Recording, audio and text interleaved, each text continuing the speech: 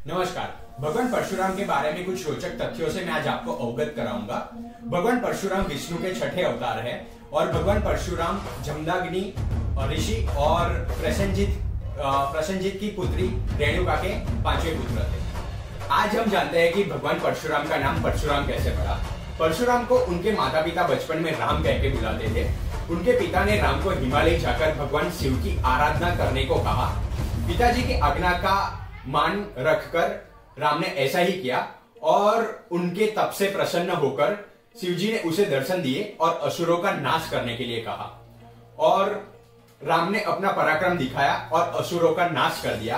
राम के इस पराक्रम को देखकर भगवान शिव ने राम को परशु नाम का शस्त्र दिया, जिससे वह राम से परशुराम कहलाए।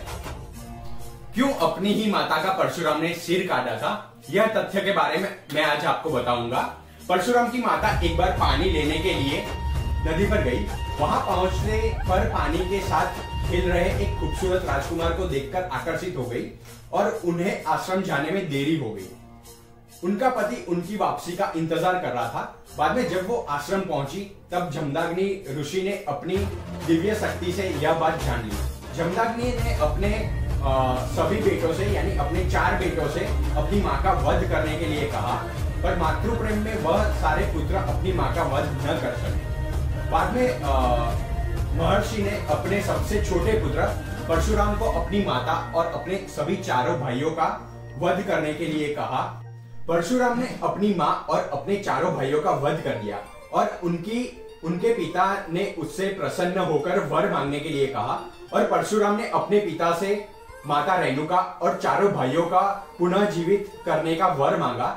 साथ ही साथ यह घटना किसी को याद न रहे और अपने अजय होने का वर मांगा और महर्षि जमदग्नि ने उनकी सभी मनोकामना पूर्ण कर दी। क्यों किया था परशुराम ने 21 बार पृथ्वी को क्षत्रिय विहीन, उसके बारे में मैं आज आपको बताऊंगा।